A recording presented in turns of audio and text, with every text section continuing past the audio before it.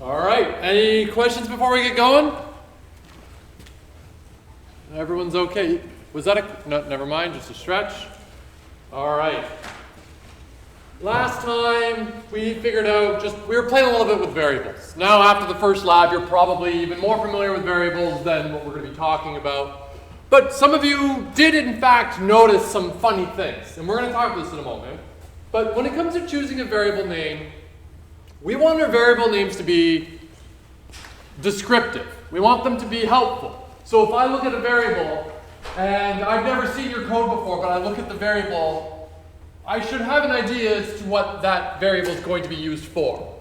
So if you're doing a calculation with density, for example, we see that, well, maybe density would be a good name for the variable, right? You know, maybe we use something like D. Okay, that's okay, but density's better, right? Density's much more descriptive. D, okay, fine, you know, typically that's the symbol we might use. But something like, you know, definitely not density might not make much sense. Or thing, or temp, or A. Those are not good variable names. Something descriptive, that's what we're going to want to use. Now, quick activity here. Try this here. Try this activity on your own. I'll give you a minute or two, see if you can get it working. And we'll see what happens.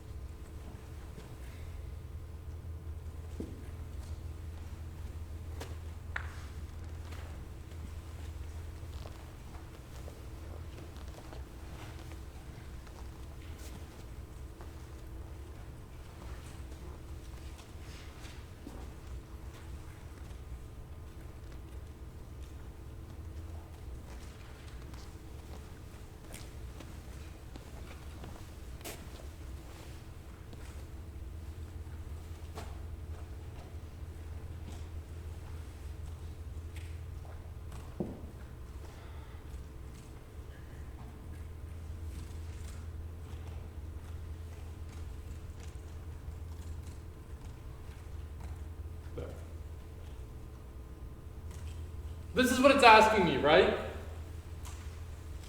Create a variable called def, set it to 19, leopard 87, and then add them together.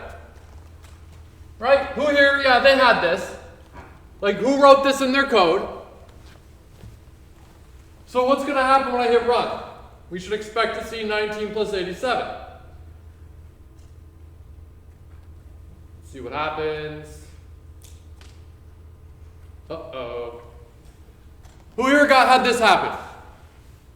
Who here thought, like, well, I must have done something wrong? I mean, you technically did, but because I told you to do something, that wasn't going to work. Who here also noticed in Colab, def kind of popped up in the color blue? Who noticed that? And, you know, it's different than the white leopard below. Here's why this didn't work.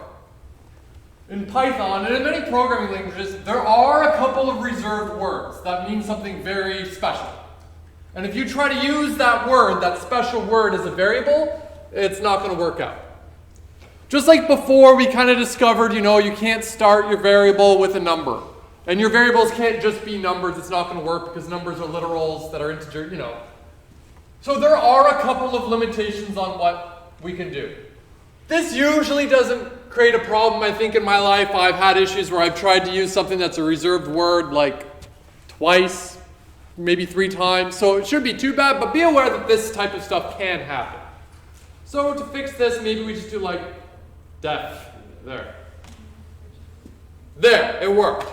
All I had to do was just not use the reserved word. And how did I do that? Well, I added an extra F because DEF and DEFF are two different words, so it's okay. We're actually going to learn about def in the next set of, like in the next class. Any questions about that? Did anyone's work? Good. All right. Okay, so here's another thing that's kind of interesting to know. In other programming languages, constants are a little bit more militantly enforced, but in Python, they're not. Python, it's just a convention that people follow. There's nothing about the Python programming language that will enforce this rule. Not like how with def, oh, if we try to use def, Python enforced the fact that you can't use def because it means something special. Constants are a convention in Python that we use. In other programming languages, they follow the same convention, but in addition to just like, okay, everyone who's programming in Python agrees on this convention, in addition to that, the programming languages will break if you misuse them the way they're supposed to be used. Like the program will crash, or it won't compile. So the idea of constant is this. So let's say I'm doing some simple bill calculation. Like let's say I want to calculate $10.45 times 1.15. Why 1.15? Well, let's pretend that's like sales tax. That's like 50% sales tax in Nova Scotia. That's how it works. So that's how you would calculate it. And look, we've got a fantastic variable name there. Maybe it could be a little bit better, but some bill, somewhat descriptive. It's calculating the bill, right? And then maybe a little later, I'm going to calculate another one, $4.99 times, 1.15, and that gets me that. Okay, great. But let's imagine let's imagine this scenario. One, how often does sales tax change? Pretty infrequently, right? Maybe every couple of years they'll raise or lower it or something. Every couple of years. Every not couple of years they might change it or something. Also, imagine I wrote this code and gave it to you. Or you wrote this code and gave it to your friend. They might look at this and go, like maybe they're from Ontario or something, I don't know, where they don't have the sales tax of 15%.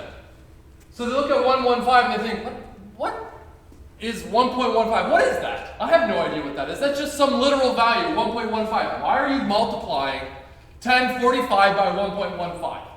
What's going on there? What is that value?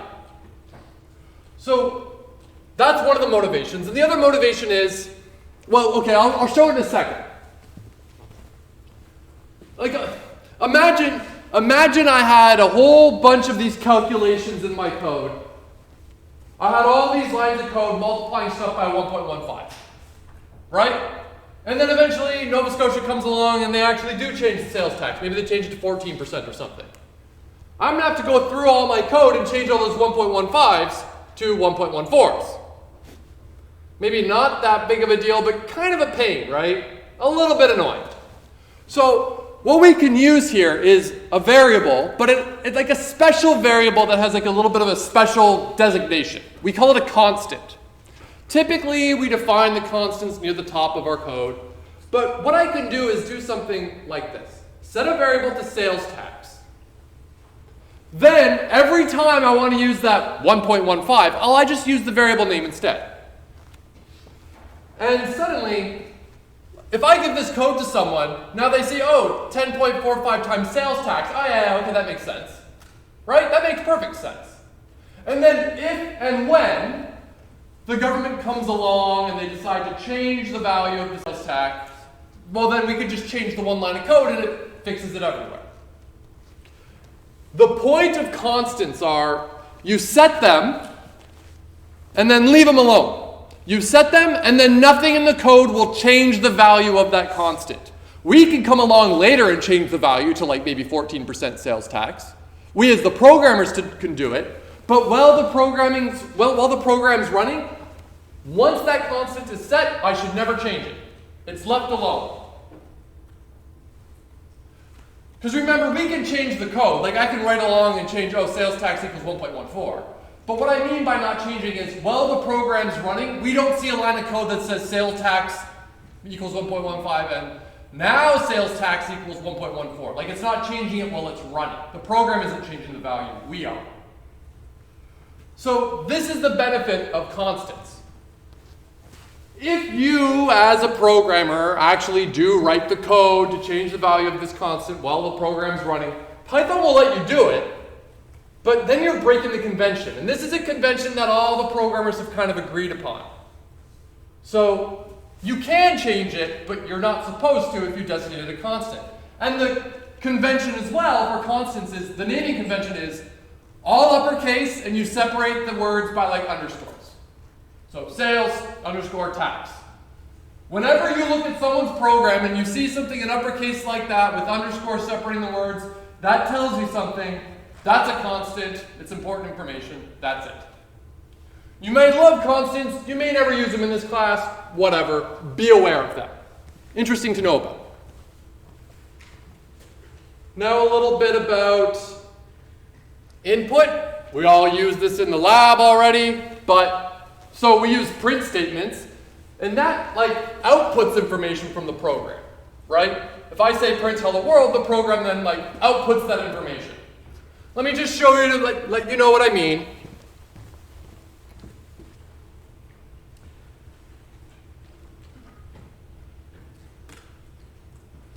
If I hit run on this, there's no output, right? But then if I go down here and say print, well, now it outputted something. It output the value 19. Well, it's actually a string, right? But it prints out 19. So that's a way we can get information out of the program, but input is a way we can get information into the program by like typing stuff. So here's an example of how to do it. I'm just going to take this code, go here, change the variable name. So I'm going to run this, and let's see what happens. So now it's asking me, okay, give me a value. What should I type in? 17. Great. So now, what value does the variable my value have? Come on, this is not a trick question. 17, yeah. Anyone remember the type of this, by the way?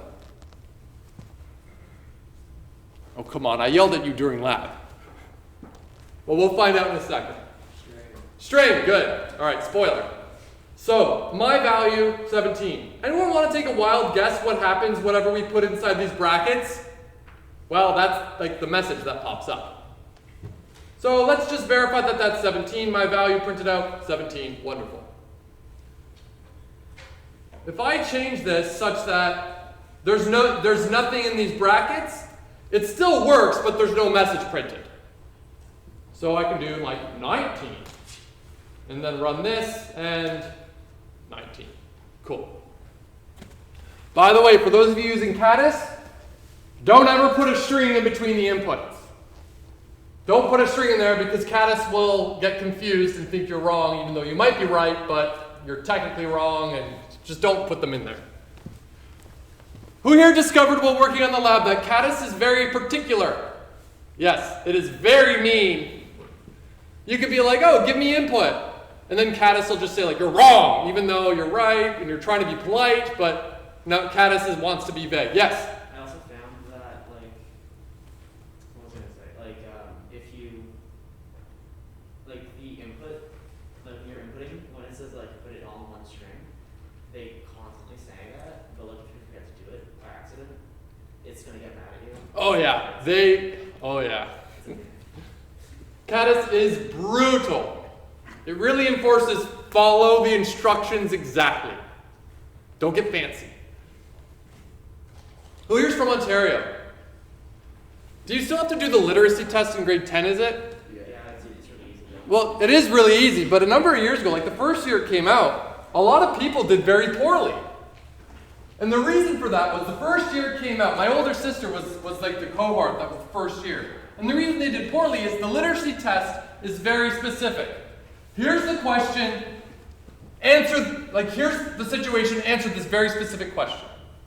And the problem is, when we're in school, we're often taught like, oh, you know, it asks the question, but elaborate a little bit, and that's how you get full marks. Who here remembers that type of stuff? Of course that's the case. But the literacy test says, what is X? And if you say anything more than like, what X is, and you start to tell them more, they go like, no, you're wrong. You did not follow instructions. It's very clear. Follow the instructions. Consider this as mean and brutal as the literacy test. So, FYI. Okie dokie. So there's inputs. So let's do another quick activity before we fall asleep. Just really quickly, write a program to read some variable into the computer, print out the value you typed. Hint, I kind of already just did that on the CoLab stuff. And then answer this very important question. And verify that it's true. What is the type of the value you inputted? I know we already spoiled it, but let's just make sure we hammer that point home, because this does trip people up every year.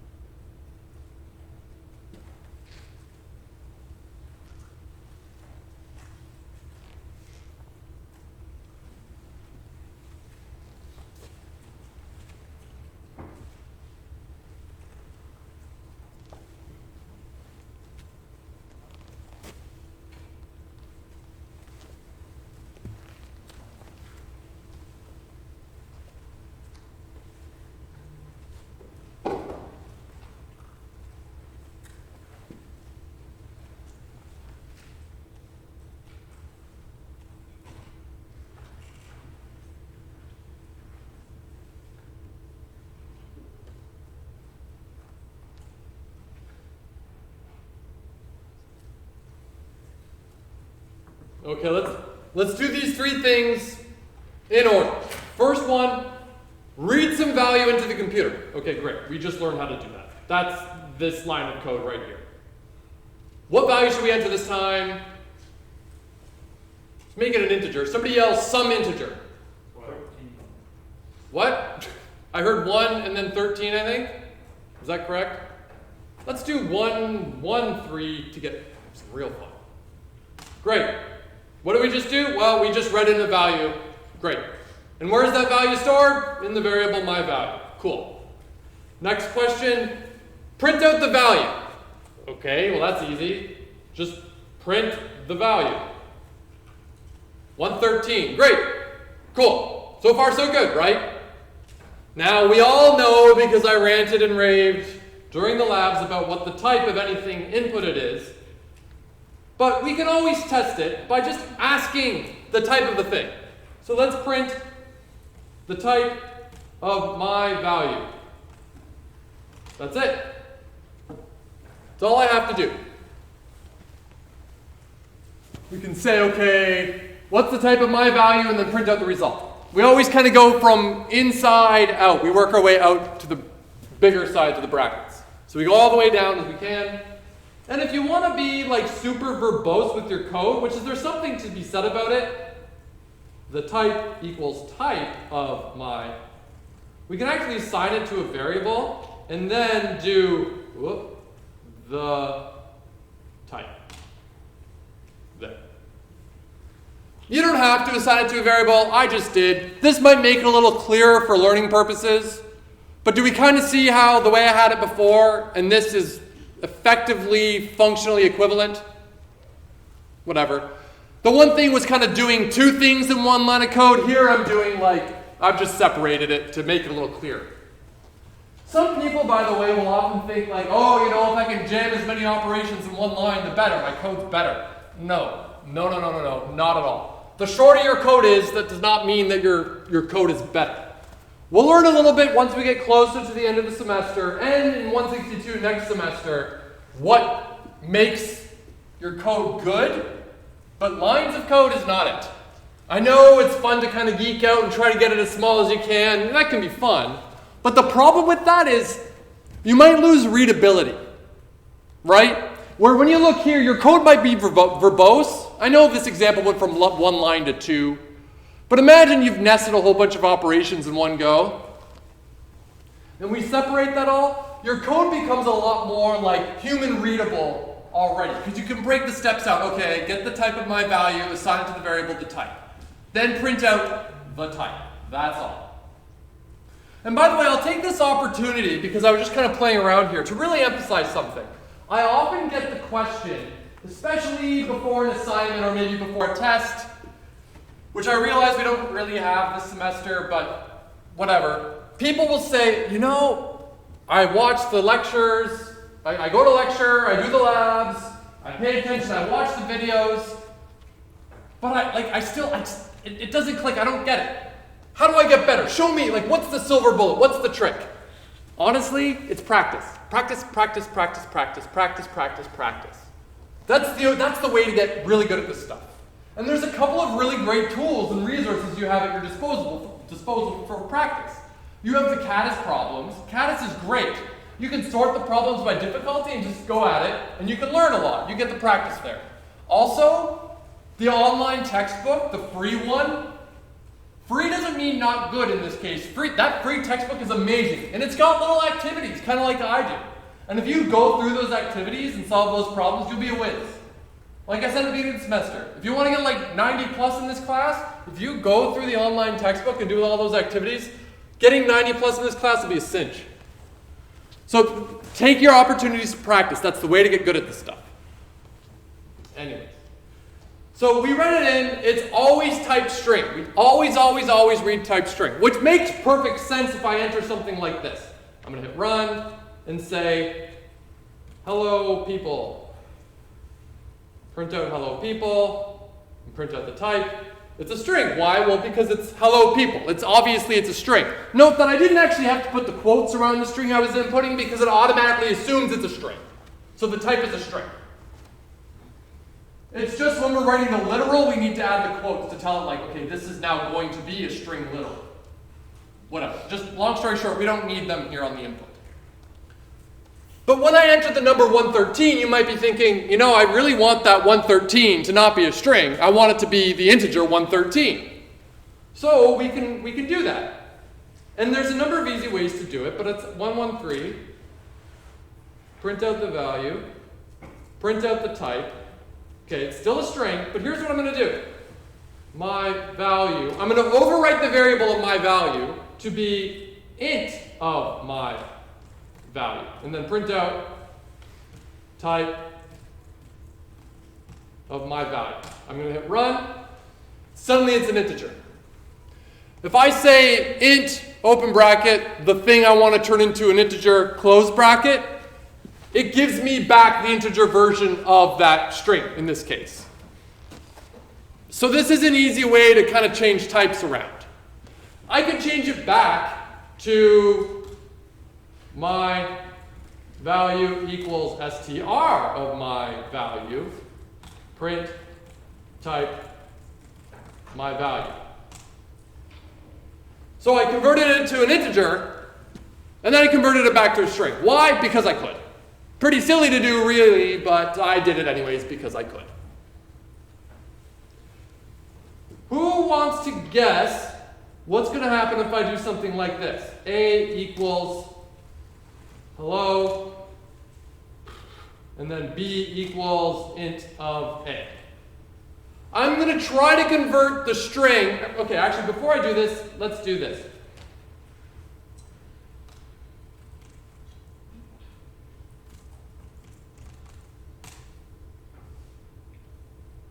Oh, because it should be B. I took the string 113, the literal value 113 string, put it into A, converted it to an int, put it in B, printed out B, and then the type of B. Make sense? Any questions about this at all? Now's the time to ask. Yes? I'm just wondering what's like the value of going like my value equals input instead of just going like my value equals 113. So imagine, well, because when I say 113, I have to hard code that, right? So I had to write that into the code. And you're absolutely right. You might be saying like, what's the point? But here's the thing. If you were like, think of the labs in Caddis, how it's like, your input will be 2 integers, but you don't know what they're going to be. They're going to give them to you. So you have to write the program, and then the program's going to receive input, but you don't know what they are. So I can't hard code those values in, because then, let's say I have like input A and input B, and I set them to 5 and 17. They're always going to be 5 and 17. But if I set them to like input A is input, input B is input, they can be whatever values they get inputted as. So here, we like to say the value 113 is known before we even hit run, right? But if I change that 113 to input, I cannot tell you right now what the value of A is going to be. We don't know that until runtime. Does that make sense, or are you just nodding and smiling and pretending? No, yeah, it makes sense. Okay, cool. A lot of this stuff, too, will make more and more sense as we go. And for better or worse, Python was not made so, and this is going to sound mean, it wasn't made for you to learn how to program. I'm sorry. Python was made by programmers and software engineers for programmers and software engineers. They knew what they wanted to do. So sometimes there isn't this nice, clean set of stepping stones to learn everything.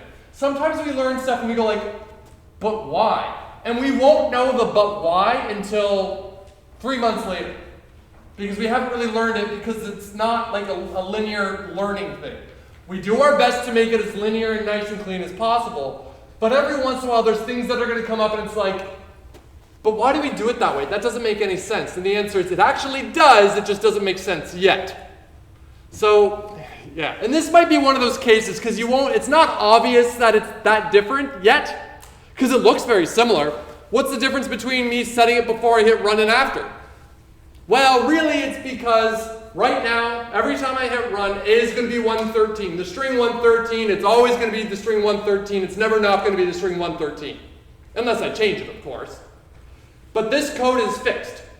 But as soon as I say something like this, now, every time I hit run, A could be a different value. I don't know, though, until I hit run. If you're still going like, maybe give it a week and things will probably settle a little bit. But good, fantastic question, though, because you're right, it does kind of seem like, but what's the point? Yeah. So if I go back here, 113, we're good to turn it to an integer. But if I go here and say hello, let me ask you, what is the integer version of the string hello? There isn't one. Yeah, there isn't one, right? That's kind of a ridiculous question to ask. So if you ask this ridiculous question, Python's going to go, I can't convert this thing hello into an integer. That's not a possibility. I don't know what that means. In a similar way, imagine I asked you, what is that microphone plus you? You're like, well, that doesn't make sense. You can't add it. That's a ridiculous question, right? So it's almost like you can find analogies in the real world. I just asked Python to do something that doesn't even make sense to us. And it just said, like, I can't do that. So you got to be careful, especially because imagine this is input. Right? I wrote this program, it's super important, it's running on the space station. And the astronauts are going to enter a number. It's very critical. And they enter 113, and everything's happy. And then the astronauts, they have to run it again. And this time they enter 114, but they hit R as well. The spaceship explodes, I guess. So you gotta be careful here, because you can run into issues like this. By the way, don't worry, we'll learn ways to kind of address this type of stuff as we go. But these issues do arise. Yeah, I just did that. Okay. Now, here's some other words I'm going to use that will very soon become so standard. But statements are like instructions that you write. Like we write series of statements to do stuff. Okay? And then also we see expressions. And expressions are kind of like statements, but that can get crunched to a value. So if I have like two variables and I add them together, that's an expression because it gets evaluated to a value. So statements, expressions, they're things.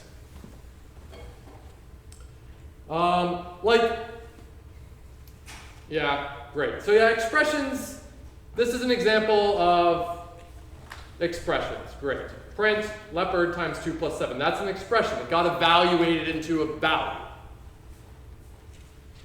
Operators, ones that you're already familiar with, arithmetic ones, plus, minus, multiply, divide, right? Who here is familiar with other operators that you've used before?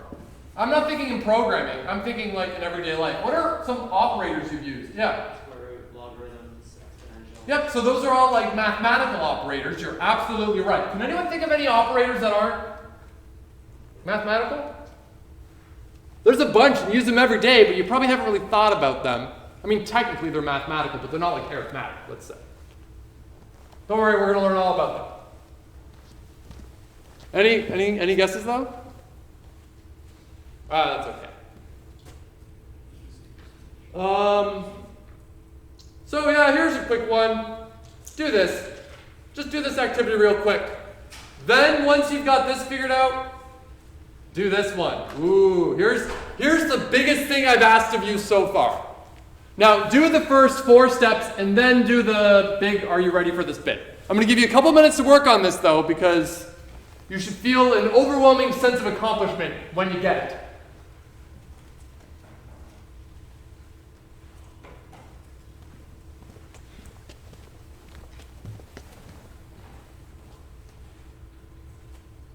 And if later and you get really stuck on it, you can watch this video where I show you how to do it.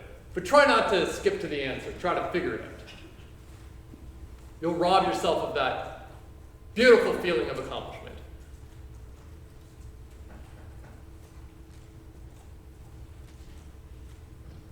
When working on the lab, did anyone figure out the factor solution? No? Oh, it's so good. You did get it? Oh. Well done. It took you a while, but didn't it feel good when you finished it? You're like, aha, I figured it out. I felt dumb when I realized that. I know, that's what's, because it's a clever solution. Clever things are obvious only once you've figured it out, you know? Anyways, don't let me distract you from this problem.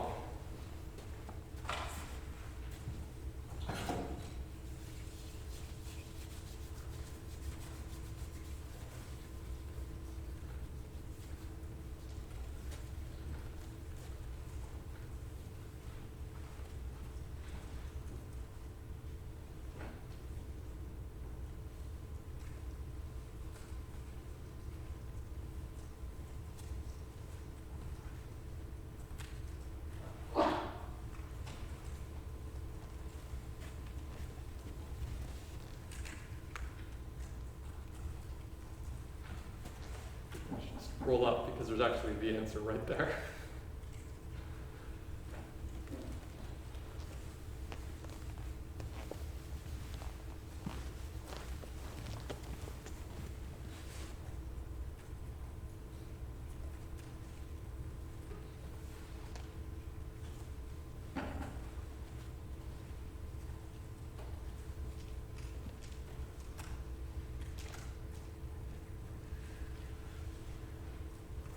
By the way, these like one-off videos that are in the lecture, like this one and this one, they cover specific things. So they're a couple minutes long, they're not very long, and it's not a whole lecture or anything. But if you're struggling with things like, I listened to the lecture on types and variables, maybe watch that video and see, it might clarify a couple things for you. They're worth a watch.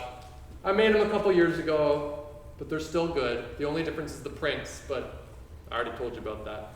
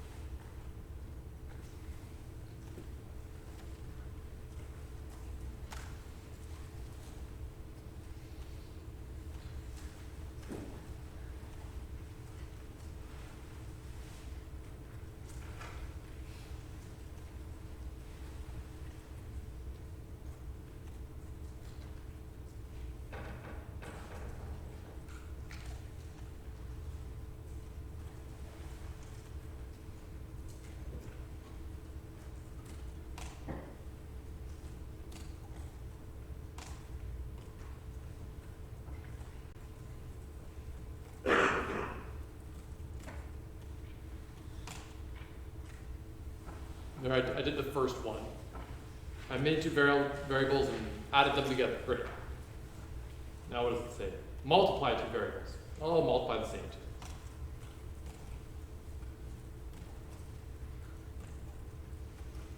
Great, 42, cool. Oh, and by the way, if you're wondering, why am I doing this all in one block and sometimes I'm creating a new block that I run separately? Honestly, it's arbitrary. There's really not much method to the madness here. I'm just, every once in a while I'm making a new block. Sometimes I don't, sometimes I do. What's the next one? Add a third variable to 2. All right, I'll add another v3 equals 18. So if I have to add that to 2 though, I guess out 2 equals v1 times v2.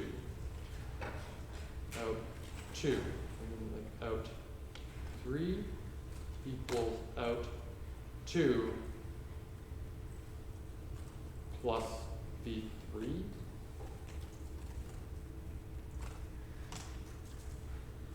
Okay. If you're scratching your head, you're thinking too much. Slow it down, take your time, follow the steps. First thing was add two variables. Okay, so I created two variables, added them together.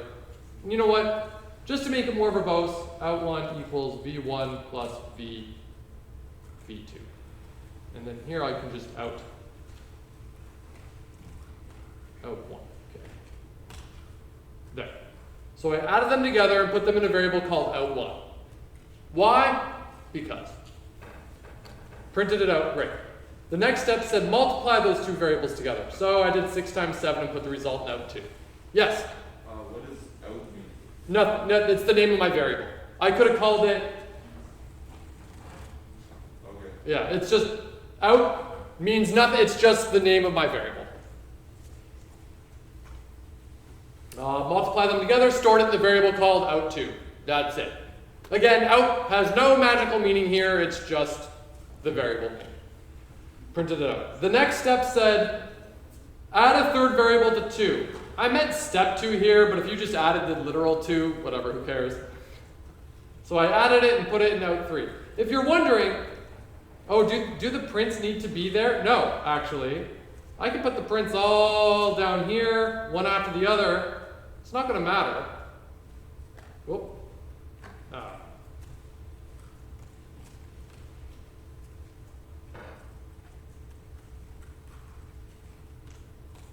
It still does the same thing.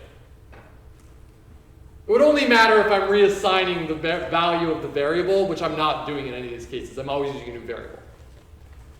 And the last step is divide 3 by 1. Okay, out 4, well this is kind of silly, but it would be out 3 divided by 1. And let's print out. And of course, when you divide something by 1, well, there you go. But it converted it to a float, I guess. All right, cool. Great. Any questions about that bit? No, everyone's okay? Are you sure? Now's the time to ask. Yes? Well, I don't get this part. So in third output we had a integer, but the last one we had The float. a float there. So you're right. And this is a consequence of Python 3 annoying everyone in the world. So it's because when you do the divide, it assumes you want floating point division.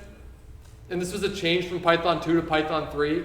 And Python 3 is different than most other popular programming languages, so this really annoyed a lot of people. So we can address this by explicitly saying do integer division, which is like divide, divide. And if we run that again, we will see it's just 60. Good question. It's annoyed a lot of people. You're not the first one to be like, what? I was mad. Yes? So the fourth one is just divide 3 by 1, right? Is the 1 is integer or the first expression? Oh, maybe it was the first expression. All right, there, let's try that. Ooh, that's a lot more interesting. I think you're right. I think it was supposed to be the first expression, especially because I was saying this meant step 2, not 1, but maybe I'll add steps. Good point. Look at that, so much more interesting now. Any other questions? So that therefore means, I assume, everyone understands everything about these variables so far. Is that correct? Okay. So now the next step. Raise your hand if you finished the converted temperature in Celsius to Fahrenheit. Raise your hand if you did it. Okay, a couple people have, but I'm going to give you a couple more minutes to work on it because I want people to give it a real good try on this one. Because I know you can get it. You've got all the tools in your tool belt. Now it's just a matter of hacking around until you get it. If you don't get it, that's fine. We'll do it together. But at this stage, you know everything to be able to do this. You have all the appropriate tools.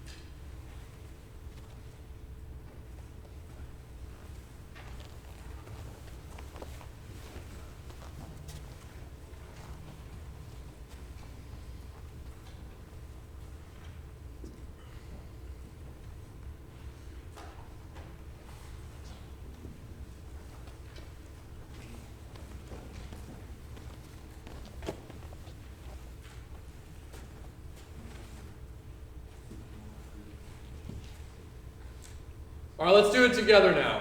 Or who wants, like, okay, you're so close, just give you one more second, you'll get it. All right, you know what, I'll give you like 30 seconds. I believe in you.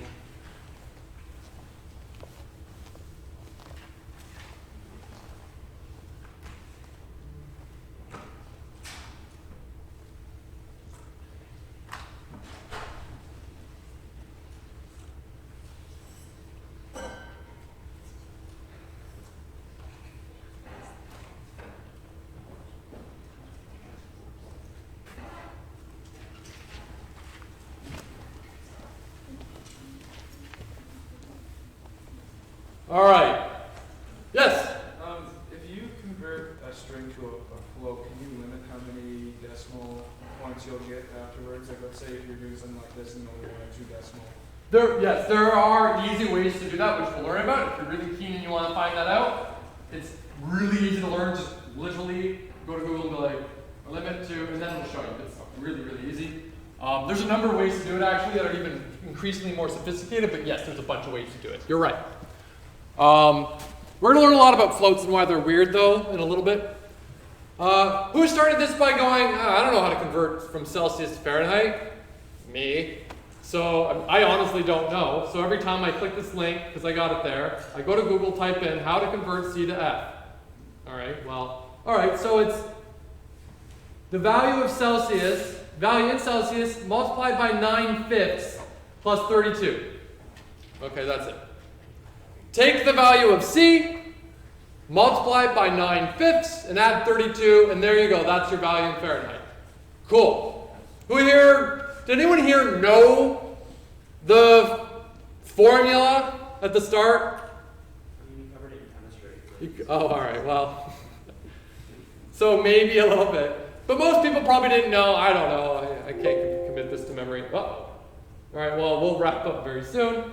So all we got to do is say, okay, so take the value in Celsius times 9/5 plus 32. So I guess it's 59 degrees Fahrenheit if I do 15 degrees Celsius. Cool. Oh, and I guess that's that.